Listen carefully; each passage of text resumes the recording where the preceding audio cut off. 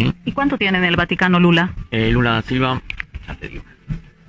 Y también queremos saber en el tema de Correa, Rafael Correa, que está involucrado. Correa justo tiene 193 millones, con cuenta 001-345-761. Que la debe estar gastando en este momento para desestabilizar su país. El dinero se llama Pasca Limitada, la empresa. De Correa. Y de Lula, Bachelet tiene 206 millones. Lula da Silva, 249 millones. Y 001-324-953-C. El primer trabajo que se hizo de blanqueo de dinero fue con Cristina Fernández de Kirchner en diferentes rutas, y a partir de ahí todos los gobiernos, tanto de Chile, gobiernos populistas, comenzaron a hacer esa operación ALBA. Claro, uno recomendaba al otro, y al otro, y al otro. Se ayudan entre ellos. Así tenés que lavar el dinero que tenés de la obra pública, de los ingresos minerales y tantas otras cosas más que robaban y roban en cada uno de los países. No tienen cómo justificar, nunca tendrían cómo justificar estos millones, ¿no? Si vos ves el ingreso de las últimas declaraciones juradas, creo, de Evo Morales en Bolivia, hablan dólares y cómo justifica eso, con un sueldo presidente de Bolivia. Lo mismo que pasa acá con Cristina Fernández de Kirchner, lo mismo que pasa con Bachelet, lo mismo que pasa con Lula. A Lula lo agarraron y lo pusieron preso por un departamento de 3 ambientes. ¿Y cómo pueden utilizar el sello o el permiso de la Cruz Roja Internacional? Mira, con el caso de Argentina descubrí que la fundación en Panamá, que había por Lázaro Báez, que está preso ahora, que era mano derecha de Néstor Kirchner y de Cristina Kirchner, las fundaciones allá pueden tener socios que esos socios no saben que son socios de esa fundación, sí, por la ley de fundaciones. De lo cual enviaron como cofres diplomáticos con el logo de la Cruz Roja Internacional al Vaticano, ¿sí? O utilizaron la Cruz Roja Internacional, o la Cruz Roja Internacional es socia, entre comillas, de ellos. Se sabe muy bien que en el ámbito de inteligencia se sabe muy bien que la Cruz Roja Internacional se ha usado en baúles, cofres metálicos para transportar diferentes tipos de cosas. Hasta hace muy poco se descubrió en Colombia que se transportaban dineros y se transportaba armamento con cofres de la Cruz Roja Internacional. Igual pasó en Venezuela. Entonces, la Cruz Roja sacó un comunicado diciendo que era imposible que pasara eso, pero los cofres eran de la Cruz Roja Internacional.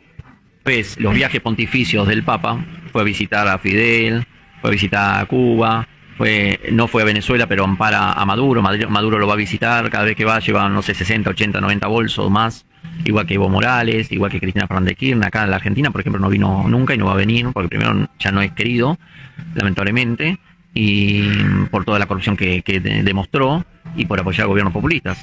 En este caso, tú relacionas mucho a Cristina Kirchner con Francisco. En un primer mes sí había un ataque, incluso creo que no asistía ni Cristina ni el Papa Francisco. Estaba Néstor Kirchner, que estaba el marido, fue en un Tedeum que Francisco le dijo las cosas que pasaban, no le gustó a Néstor, y de ese momento comenzaron a ser archienemigos. Con Cristina no tenía tanto problema. ¿Cuándo se abuenan y por qué se abuenan? Y se abuenan cuando Bergoglio, como cardenal en Argentina, le hace una misa de exequias a Néstor Kirchner, que había muerto, y ahí Cristina ya entró en las fases, pero había esos choques, sí, políticos internos entre la iglesia y el gobierno de Cristina Kirchner, de lo cual después, cuando asumió, lo quisieron atacar y demás, y después se arreglaron. Se arreglaron en el sentido que negociaron en la mesa, negociaron diciendo, mira, yo tengo una deuda en el Papa, tengo una deuda de 700 millones de euros en el Vaticano, me podés ayudar en arreglar esto y mantenemos una buena amistad. Qué casualidad que al año y medio esa deuda no estaba más en el Vaticano. ¿La deuda de cómo? De Cristina Fernández de Kirchner. La deuda del Vaticano que tenía en el Vaticano fue saldada por Cristina Fernández de Kirchner y otros presidentes de otros países. Y así. ¿Tiene documentación de eso también? Eso fue con documentación y mismo una charla directa que hubo hablando sobre ese tema, cómo hacemos ese movimiento. Y ahí se creó la Operación ALBA. Ahí se idearon la Operación ALBA. Sí. Ahí se ideó. Este diácono, que en ese momento no era diácono, era un consejero pontificio, como es especialista en el área de finanzas y conoce el tema de lavado de dinero, bueno, como yo trabajaba para él, fueron ideas que le fuimos dando varios asesores. Consejero pontificio, ¿qué tan Pero cerca no estabas de Francisco? Yo no sabía que ese dinero que tenía pensado Francisco era dinero de la corrupción. Dinero de los pueblos, ¿no? De nuestros países. Correcto. Imagínate que él es un jesuita, que es muy estratega, y a su vez tiene una mente y una doctrina socialista comunista, ¿sí? Dentro del Vaticano se lo llama el comunista, por algo debe ser, ¿no?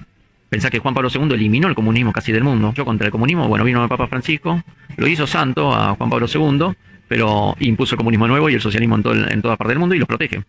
Yo no puedo entender que un Papa... ¿El socialismo será corrupto? Es una base corrupta, ya. Ya es una base corrupta. Ya tener pobreza es ser corrupto. Y generar pobreza es ser corrupto. ¿Por qué? Porque se alimenta de lo que el pobre tendría que recibir, ¿sí? Entonces ya es una base corrupta. Lo que pasa es que Francisco tiene esa mentalidad. Y al pobre no le interesa a Francisco. Le interesa el movimiento político y restaurar lo que quería antes. Él se cree que es eterno, que va a estar toda la vida. Pero como me dijo un cardenal una vez, que fue el cardenal Pironio, los papas pasan y nosotros quedamos.